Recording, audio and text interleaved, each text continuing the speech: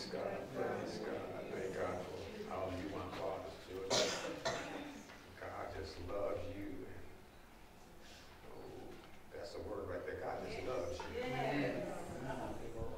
God loves his children. That should be enough to just get us through right there. You know how well you love your children. And God loves us exponentially more than we love our children. My Lord, my Lord. Hallelujah, hallelujah. I know y'all ain't gonna keep it long. I know y'all like, I got a Super Bowl party waiting on me. All that time of stuff. Jesus, my Lord. That's probably why we have it today.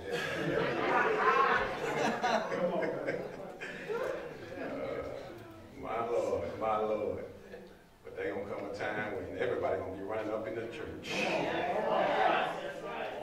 don't care if it's Super Bowl Sunday, playoff Sunday, or whatever Sunday, Christmas Sunday. Hallelujah. Praise God, praise God. Go with me, if you will, to the book of Hebrews, the 10th chapter, the 24th verse. Hebrews 10 and 24. I was trying my best not to speak on this, but the Lord just kept bringing me back here.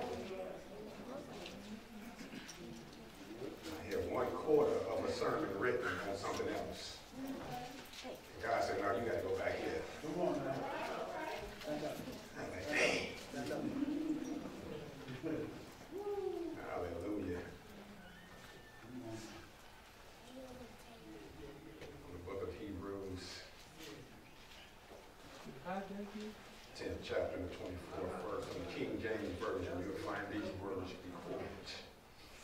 It says, and let us consider one another in order to stir up love and good works, not forsaking the assembly of ourselves together, as is the manner of some, but exhorting one another, and so much the more as you see the day approaching.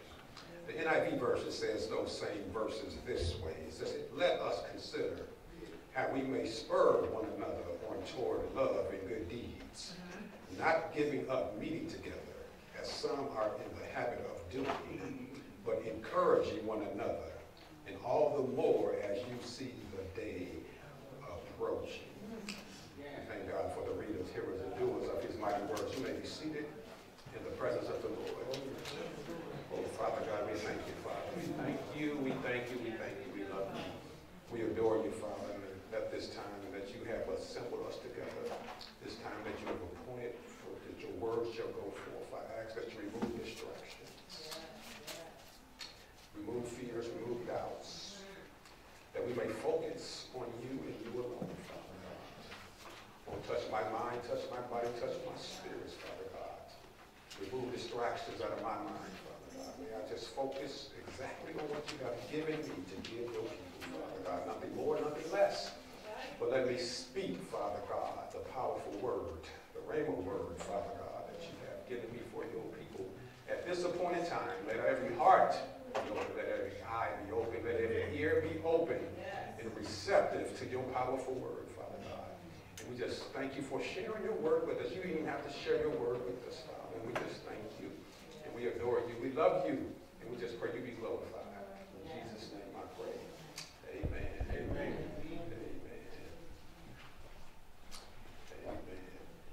My brothers and sisters, ever since Jesus has had followers, the world has tried to discourage those followers. Ever since Jesus chose his first disciples and they began to follow him, the world has tried to discourage them from following Jesus. And this has not changed.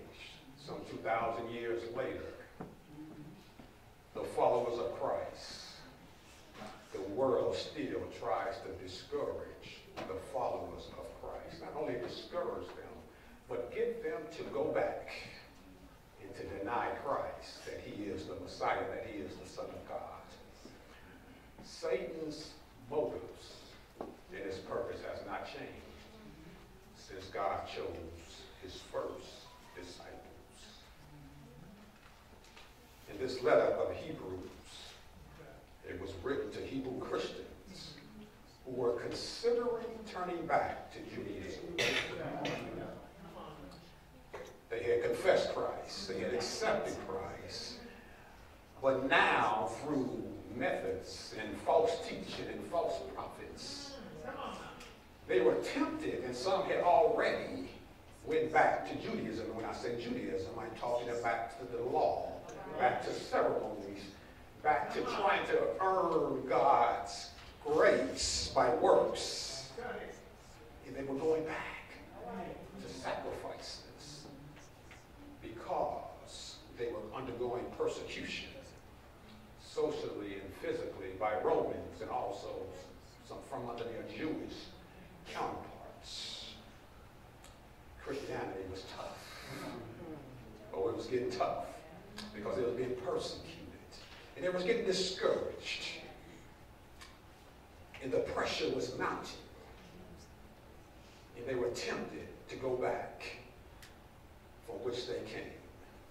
You see, Christ had not yet returned to establish his kingdom like they thought he would. You see, when Christ said, I'm coming back, they thought he would have come back by now and established his earthly kingdom. Certainly by now, Christ should have been back. Doesn't he see all the stuff that we're going through, all the persecution, all the tribulations, all the hatred that we're going through? If there was a Christ, certainly he would have been back by now. You see, now I don't know if those were the exact words that these first century Hebrew Christians were thinking, but it was probably something in that arena from a standpoint because they were being persecuted. And if God really loves me like he says he loved me, or somebody know what I'm talking about, certainly he would have come for me by now. And they were tempted and they were going back. And they were denying Christ. Apostasy. They knew Christ, but they were denying him because it was getting rough. Oh, it's rough today, y'all. And many are denying Christ because it's getting rough. But if I can just drop this on you, in case you have to leave early, let me drop this on you. You ain't seen nothing yet. If you think it's rough now, being a Christian, you ain't, excuse the eubonics, but you ain't seen nothing yet. In a world today where there's so much darkness and violence and pain, the Christians are seeking similar assurance as these first century Hebrew Christians did. You see, they was looking for a sign that Christ was really the Messiah, that he was really the Messiah. Because of all the things, they said, well, look, if you just give me a sign. Just like today, many of us are looking for a sign. I'm talking about Christians, I'm talking about believers are leaving the church because they don't really see a sign. They want confirmation that Christ is out there, that he is. All right. And now today, we're beginning to ask the question. Now, here again, I'm talking about Christians. I'm talking about believers. And I'm hearing this. That is Jesus really real? If so, why am I, one of his followers, why am I having so many problems? Why am I struggling so much? Why does it seem the bad guys are winning? Come on. People are seeking a sign today that Christ is real. And when they don't get the confirmation that they feel that they get from God, they are saying, I'm going back. Oh, this is happening. Come on.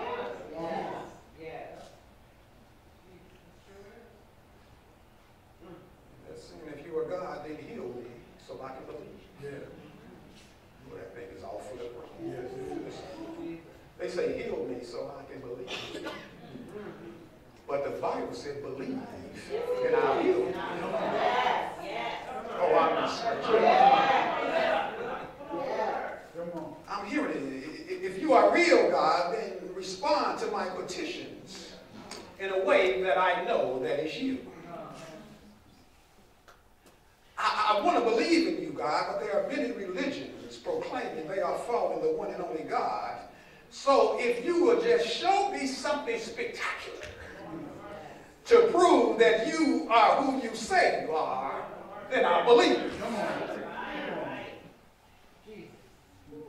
Oh, this is happening. If I can just drop my head down for a minute. I've asked some of these same questions. Oh, yes, I have. God, if you are really God, show me. But we need to be careful here. See, because many believers are not receiving the confirmation from God that they seek, and now they are denying God and they're turning back to the world. But caution is needed right here. Because the Pharisees had a similar mindset during Jesus' earthly ministry. In Matthew 12:38 it said, then some of the scribes and Pharisees answered, saying, Teacher, we want to see a sign from you. Jesus was right there among them, casting out demonic forces.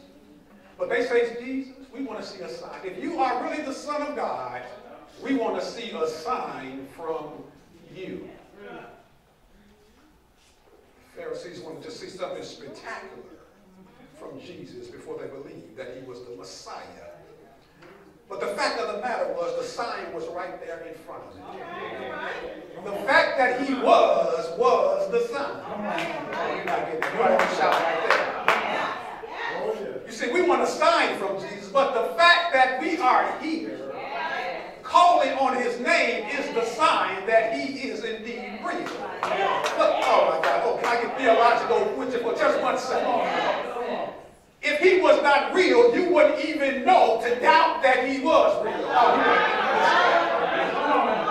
Because we don't even have enough intelligence to even doubt that he is real if it wasn't for him giving us. The fact that we doubt Jesus is enough of a sign to know that he's real. Oh, I know that's kind of deep. Oh, I know that's deep on the first Sunday in February. But that is what people are thinking. This is where our mindset is. But let me go. Let me hurry. But in this book of Hebrews, these first century Christians were being persecuted and mistreated. So they wanted reassurance and a sign that Jesus was the Messiah. Some were leaving the church and no longer attending the local assembly anymore because they were being persuaded by false teachers to deny Jesus. And now in this 10th chapter of Hebrews, this writer exhorts the people, he encourages the people to persevere through their trials and persecutions. And one way he encouraged the people is in verses 19 through 23. Just stay with me just for a second. It says this, in verse 19 of that 10th chapter. It says, therefore, brethren, having boldness to enter the holiest by the blood of Jesus, by a new and living way which he consecrated for us through the veil that is his flesh, and having a high priest over the house of God, let us draw near with a true heart in full assurance of faith, having our hearts sprinkled from an evil conscience and our bodies washed with pure water. 23 says this, let us hold fast the confession of our hope without wavering, for he who promised is faithful. This writer of Hebrews, and some doubt who the writer is, that's why I'm not naming the writer. Some say it's Paul, some say others. And when I don't know, I'll just say the writer. It doesn't really matter. That's not really the point. that we know is inspired by God. The writer says that one way that these Hebrew Christians can persevere is to hold on to their confession. Stay with me. The writer says they can persevere because they have the boldness to come into the presence of God with a sincere heart. He says, look, even though you've been persecuted,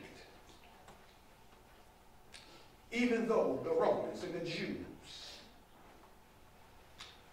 are making you out to be outcasts, one way you can persevere, the one way you can persevere is because you know you have the ability to come into the holiest of holies.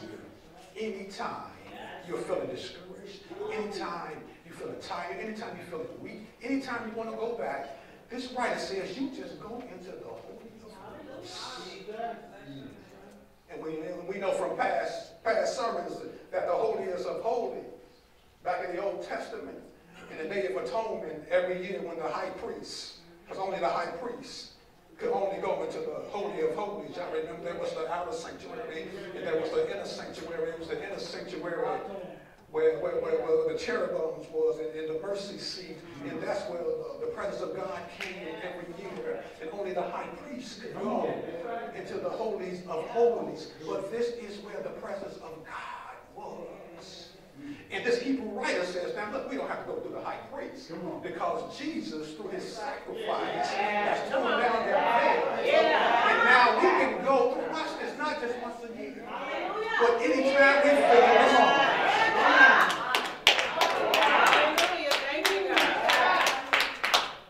So he's saying that, look, anytime you feel weak and tired and tempted to go, he said, just go into the presence of God.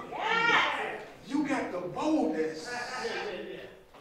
Because early in Hebrews he said, let us boldly come into the presence of God. Without fear and trembling. We can boldly go into the presence of God. And you'll find, watch this, if you've ever been into the presence of God, there's no doubt in the presence of God. Something spectacular happening. You're looking for something spectacular. Going to the presence of God. Because all of a sudden, you lose track of your problems. It's all about you and the worship of God. It's about the relationship. So anytime we feel in doubt and pressure, which we do as Christians, it's okay. Because the world is going darker and darker. We can just need to go boldly. The Bible says we can go boldly. That means we can go with confidence. And watch this. Oh, this just blew me away. It says, let us hold fast the confession of our hope without wavering, for he who promised is faithful. That means if we go into the presence of God, God promised to meet us right there. Come on. Look at God Almighty. Oh, it's something to be able to be invited into the holiest of holies anytime we're feeling discouraged. So this writer says, you can go into the holiest of holies anytime you're feeling discouraged, anytime you want to turn back, anytime you have a feeling to deny Christ, that he's not real, go into the holiest of holies. But watch this. This kind of blew me away. This is where I want to get you to. He said, first, the writer tells these Hebrew Christians that you have the power to persevere because you can come into the presence of God anytime you feel the need. Yeah, we can come to the holiest of holies where God resides. Now, once you enter the holy of holies, see, it's impossible to be the same. If you are the same when you came out as you were when you went in, then you were not in the holy of holies. I don't know where you were, but you were not in the presence of God. Because every time I've been in the presence of God, I'm never the same when I come out.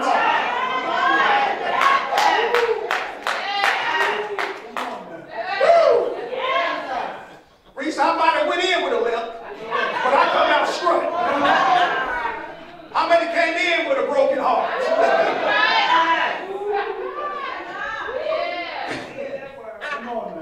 let me get you out of it. It's impossible to come out the same. It's impossible to come out thinking the same or acting the same. You see, you would think that this would be enough. Going into the holiest of holies to give us confidence to trust and believe in Christ through our persecution and tribulation. But this is what blew my mind when I looked at this and I read this scripture and I heard this scripture many times. Notice that what the writer says next about persevering through persecutions in difficult times. Look what he says in 24. He said, and let us consider one another in order to stir up love and good works, not forsaking the assembly of ourselves together as is the manner of some, but exhorting one another, and so much the more as you see the day approaching. Now when you read this, with verses 23, listen, it says, let us hold fast to the confession of our hope without wavering, for he who promises faithful. He's talking about going to the Holy of Holies. But watch this, then 24 says, and. Which means both. You need a combination. Now you would think that going into the holies of holies would be enough. But he says, and let us consider one another to stir up love and good works. You see, let me just break this. Let me break this down to you real quick. Many of the Hebrew Christians was contemplating or had already went back and rejected Christ. They were considering going back to the Levitical system, the sacrifices, because Christianity was getting difficult. But this writer says, watch this, after you have entered into the holiest of holies, or the presence of God, there then is an obligation that we have to one another. Oh, y'all not shouting. After you have entered into the holies of holies, watch this. After you have gotten your stuff right,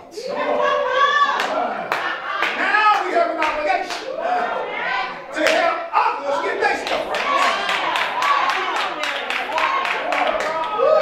Good God Almighty. Oh, that's what he says. He says, and let us consider one another in order to stir up love and good works. Notice the emphasis is not what you're getting, but what you're giving. You see, only after you have entered into the Holy of Holies, then you can give what God has given you. Don't y'all make me run on the first Sunday.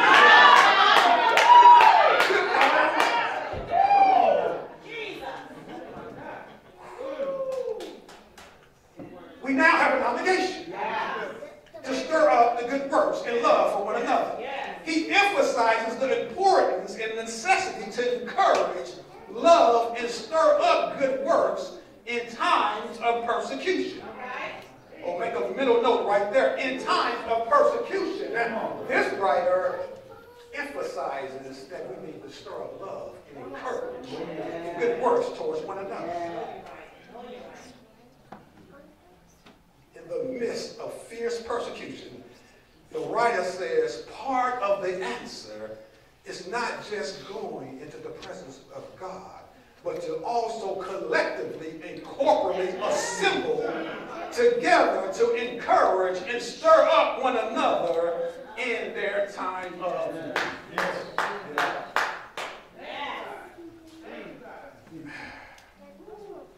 Says, not forsaking the assembly of ourselves together, as is the manner of some. Evidently, there were some who are no longer, who are not coming together, who are not assembling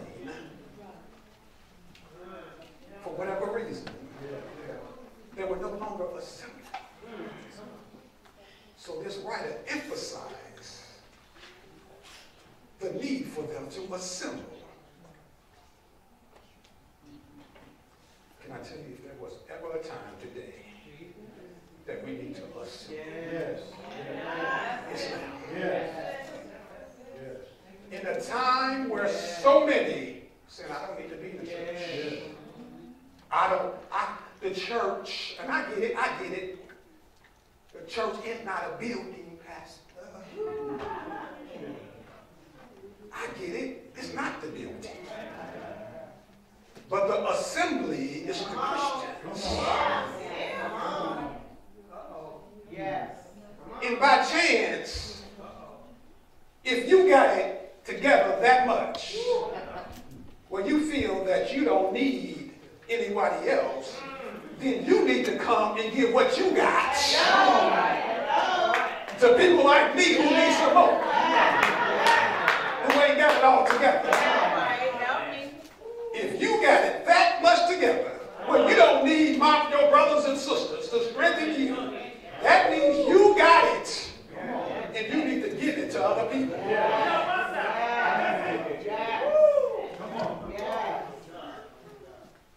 We can get assemble and come and pray and strengthen one another. Andrew Murray says it this way in his book, The Holiest of All. He says, as those who have drawn near to God, we are to draw near to our fellow men. Meeting God is a thing of infinite blessedness and peace and power. Meeting our fellow men is often accompanied with so much weakness, distraction, and failure that some have thought it indeed better to forsake the assembly together. And this is what's happening. Because people say, well, there's so much stuff going on in the church. So much of this is going on, so much of that's going on. But this is why you need this. But notice here in verse 24, the writer's reason for assembly here again is for giving something and not necessarily receiving something. Remember, don't forget, he says this, he writes this after he says that they've been in the holiest of holies. And now after you come out of the holiest of holies, your heart is such in a place that you want to share what you got.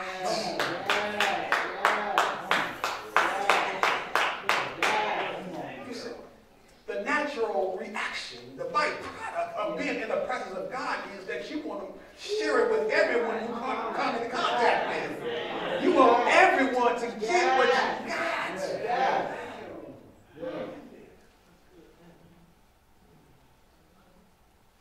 We want others to get what we got, and if it so happens they are going through a weak season in their life, it should not only be my desire to encourage, but watch this, it's really my duty. It's really my duty. When I see you in your weakest moments, it's my duty to encourage you. All right. Oh, let me get you out of here. Yeah, come on. Teach now.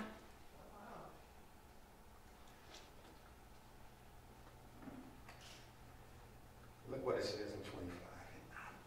I've missed this for years. And the Holy Spirit revealed this to me.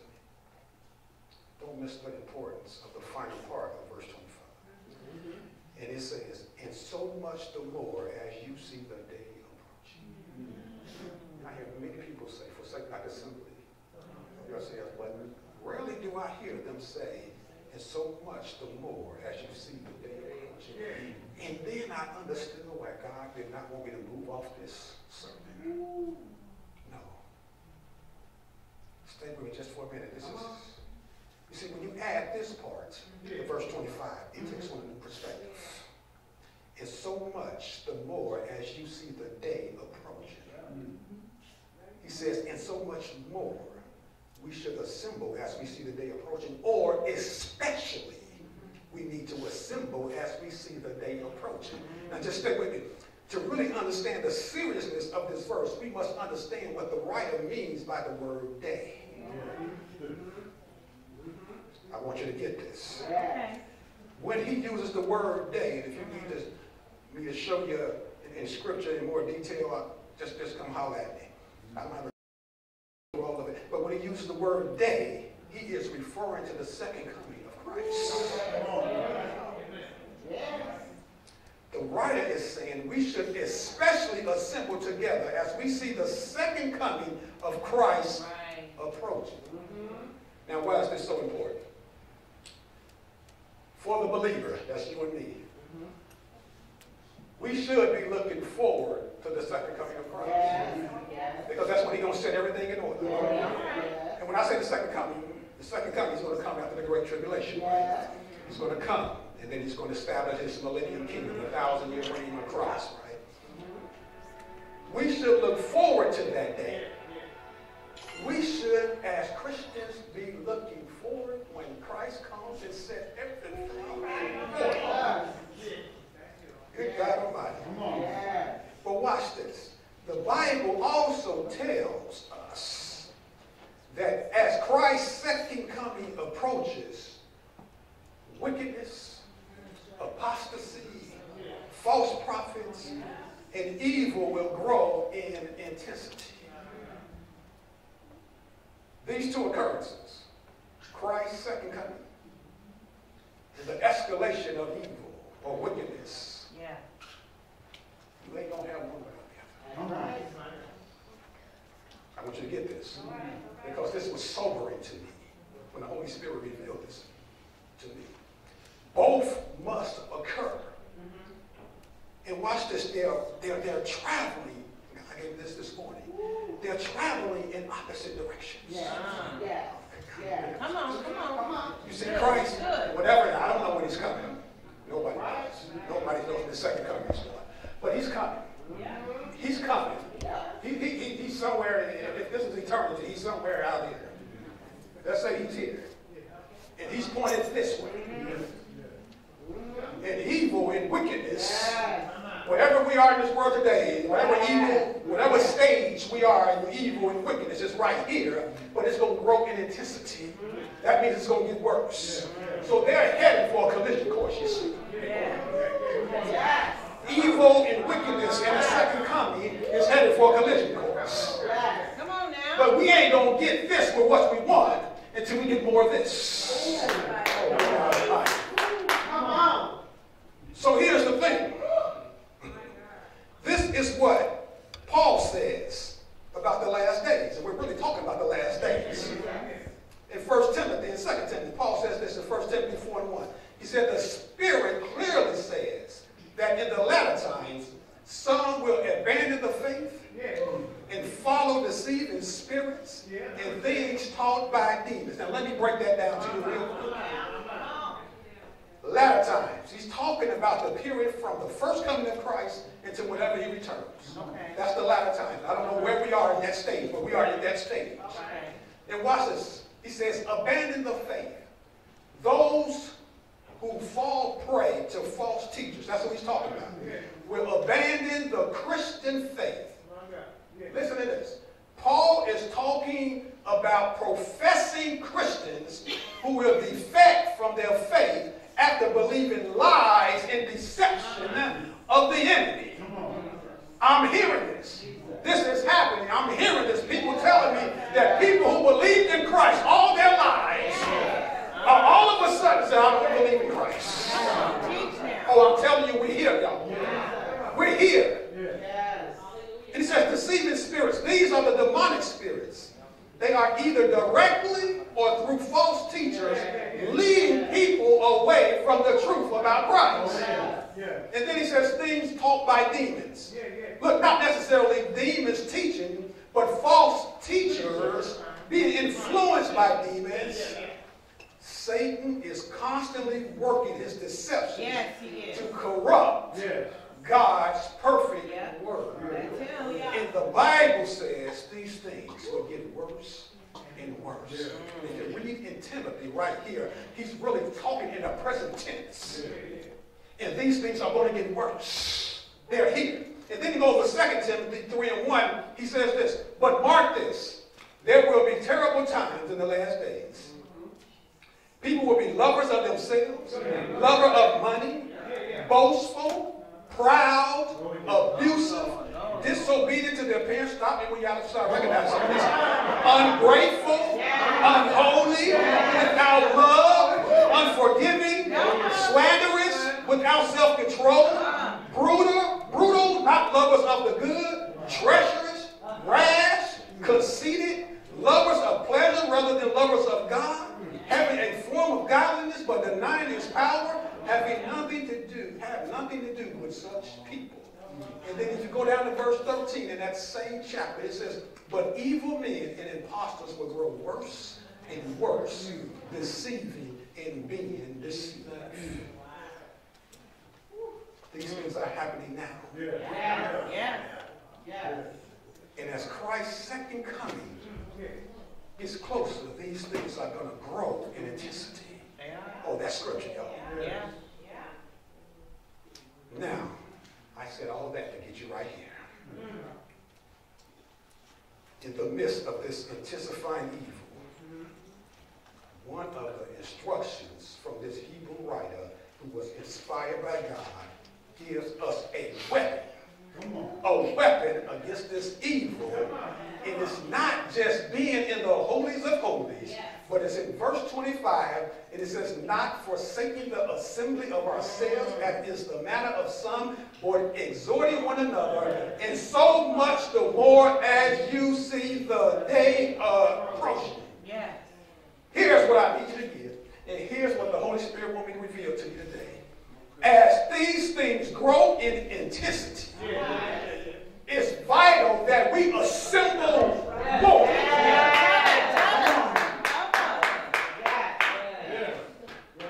See, once a week ain't going to be enough. It's vital that we assemble more to encourage one another, to strengthen one another. Oh, don't you get it? This is a fight. This is a spiritual fight. And if you've ever been in a spiritual fight, if you've ever been in a battle, some of your comrades get knocked down, and they get bloody, and they get discouraged.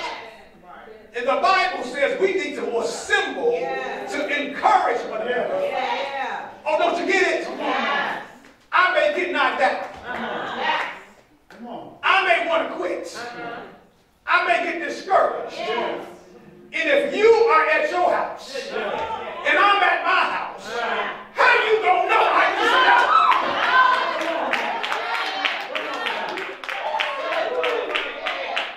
I get it. I love Jakes too. I love Joseph Prince too. Look, I love it. But look, when it's time to assemble, the only way you gonna know, Deacon Lockett, that I need help is you know that I need help. Because you can see when I'm not myself. You know when to pray for me. You know when I need strength.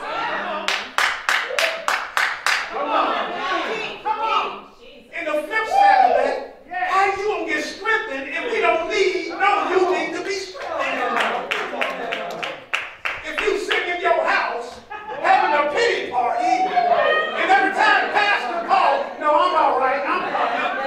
How do I know what's going on in your life? How do the saints know what to pray for if you sit at home? It's not about the saints. The Bible specifically says this gonna get worse, y'all. This thing is gonna get bad. You think it's bad now?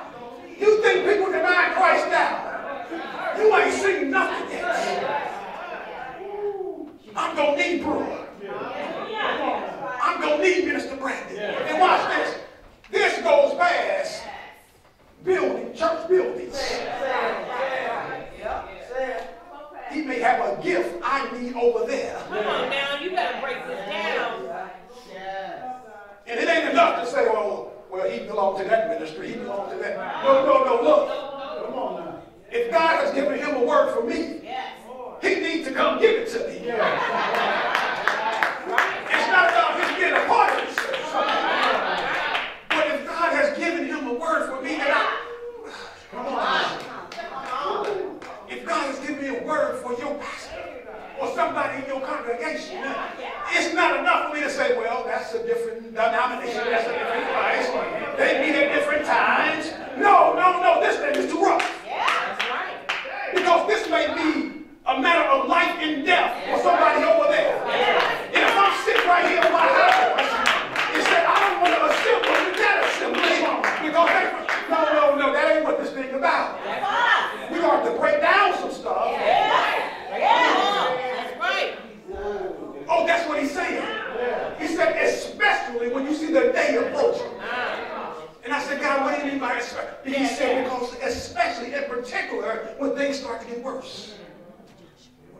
When your kids, when your kids seem beyond approach, you need to assemble. That's not the time to stay home. That's the time to assemble. How do the saints know to pray for your kids if you're keeping them at home?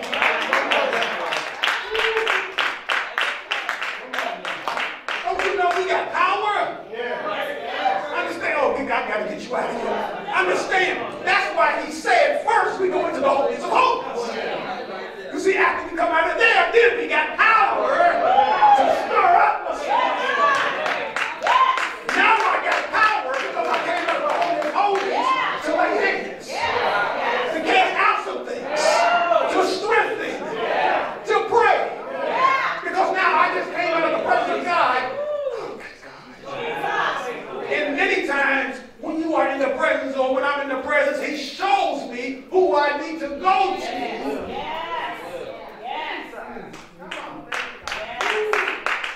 Good God. That's why he said, forsake not the assembly. And watch this, and I'm going right here. Understand this. Sometimes we're going to have to take the assembly on the road. We're going to have to take the assembly to hospitals, to jails, to people's houses, to the communities. Sometimes we're going to have to take the assembly out. Come on. Now, in that instance, or that sense, they're right. It's not about the church building. Because we can take the assembly wherever we need to take it to go bless somebody else. And this is what we need.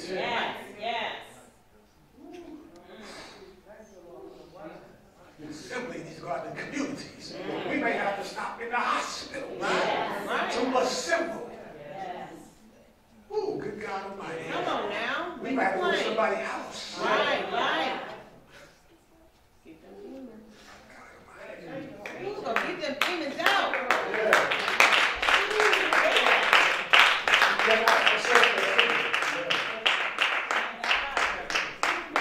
We can't forsake this, especially as things grow worse and worse.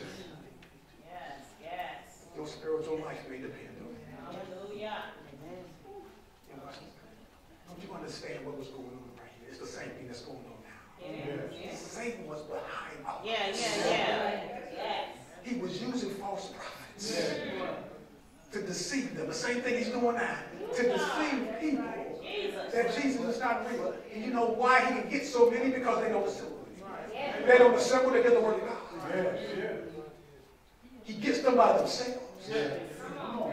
They start putting things in their minds. Because when you are not assembled, then you by yourself. And you don't have nobody to check you. And the next thing you know, you out here worshiping some idol. Come on. And saying Jesus is not real. Because I need proof. I need this. I was talking the other day to a member, and they were saying that there's this move going on, even in these cities, 180 churches. I think there's 180 churches that got this thing going on to start questioning God. Oh my goodness. I said, what? Have mercy, Jesus. They're starting to question God. I'm talking about in the local area. They're starting to put these things together to start questioning God. Well, tell me if this thing is going to get bad. It's going to get bad.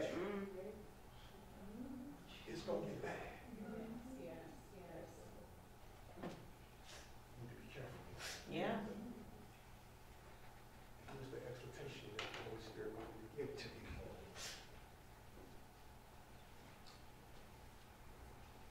Please be cautious with listening. Check everything with what the Word of God says. That's it. There's so much stuff, information going on.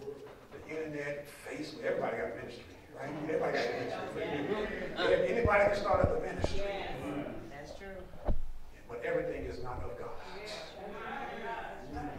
Lord have mercy. We need to be cautious here. Yes. The next thing you know, you're out there. Questioning, is God real? How do I know you're real? We need to get this. I mean, this is real. I know this is not excitement. I know this may not get you pumped.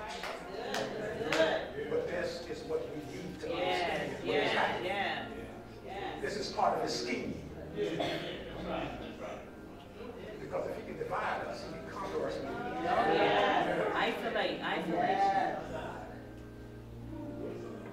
But I dare not send you out of here without letting you know you got the victory. Now, don't misunderstand. He's got schemes, but we still got the victory. Oh, yes, we do. Oh, yes, we do. Don't get this thing twisted. As long as we stay in Christ, we got the victory. We got the power. Oh, when you get weak, just step into the Holy of Holies. Oh, when you need some clarity, just step into the Holy of Holies. You see, when people start like, oh, I know I gotta go. When people start bringing stuff to you, look, just say, up. Let me go to the Holy of Holies. You see, when you come out, people say, whoa. That ain't what my Bible tells me. See, when you want to quit because your kids and your situation and your circumstances and your finances, you know, all this is of the devil. He's trying to bring you down. Let's say, put it on pause and say, I'm going into the Holy of Holies. However long you need to be there to hear from God. And then when you come out,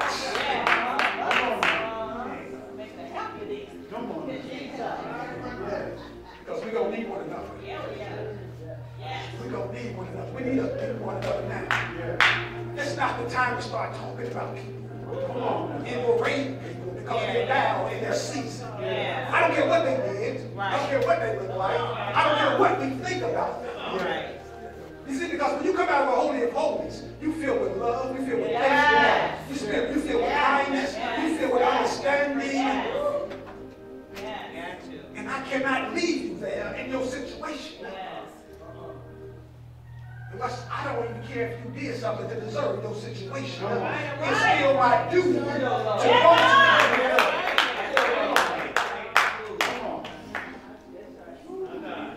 We don't need one another. Because God is getting ready to launch. He's launching believers all over the land. I'm talking about real believers.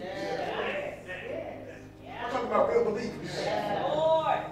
We're being launched right now in this battle.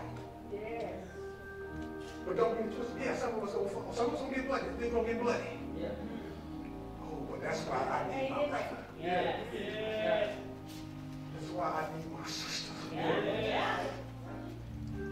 That's why we need each other. I can afford to let one. I can't afford to let one. And I can only reach so many. That's why we got. God can reach everybody. Because you know things that I don't know. You know where people are weak, but I don't know where they're weak. Will God Almighty. You watch.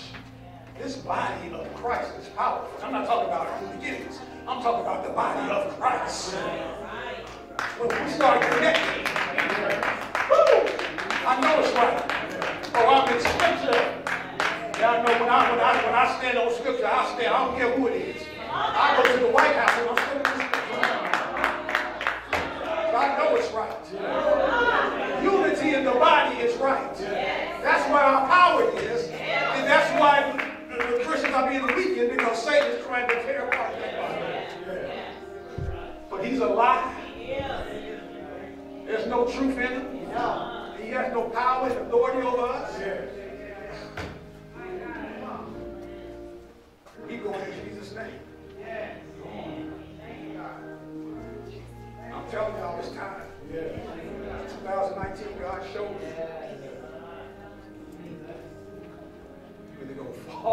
want to go.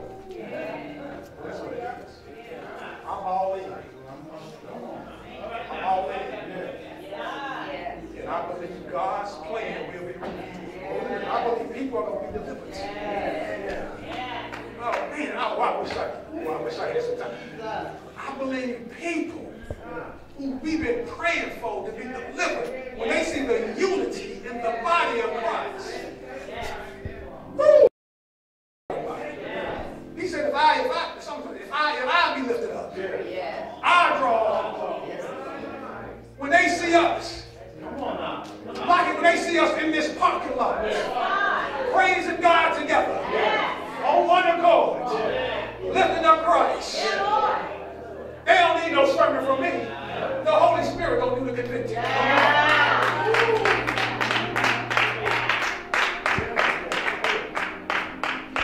I believe that.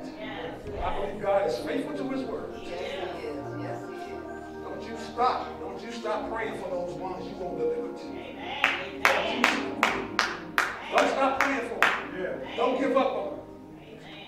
Keep showing them love. Keep showing them patience. Keep showing them kindness.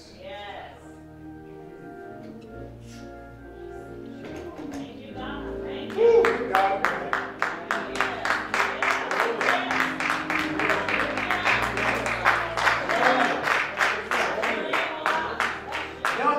Young people. Yes. Hallelujah. This is not just for adults.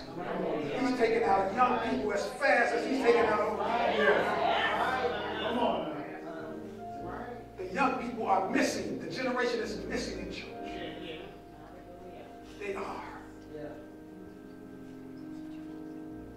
Young folk, if you are saved, you have the power. Yes. You need to be in your local assemblies to cultivate the power that you have. Why do you think I preach and pray and tell you parents to bring your children to Bible study and Sunday school?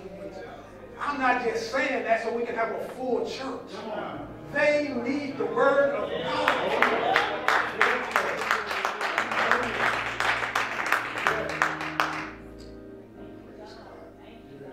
Praise God. Hallelujah. Praise God. Father God, we thank you, Lord. Yes, God. In humble submission, we just submit our will to you. We know that you have brought us to this assignment, in this time, in this season. Not to leave us, but to empower us. You have purpose for each and every one who is sitting here today. They have a part in building your kingdom. Give us the strength. Let us walk in the strength that you have already given us. Let us expand in the power. Let us love one another, stir up one another. Let us encourage and strengthen one another. It's not about our circumstances, but it's about our relationship. Yes, it is. Oh, I pray in the name of Jesus, Father God, on everyone that is here, I impart in the name of Jesus. Impart your wisdom, your faith, your belief, your power, that they may walk in the anointing that you have given them for this particular assignment. Those who have been doubting, those who may be on the verge of going back, fill them with your spirit of certainty. For such a time as this. We thank you. We love you, God. We thank you for choosing us. Even if we have to suffer for you, we know that you're going to strengthen us through the suffering. We thank you. We love you. In Jesus' name we pray. Amen. As we stand for the invitation.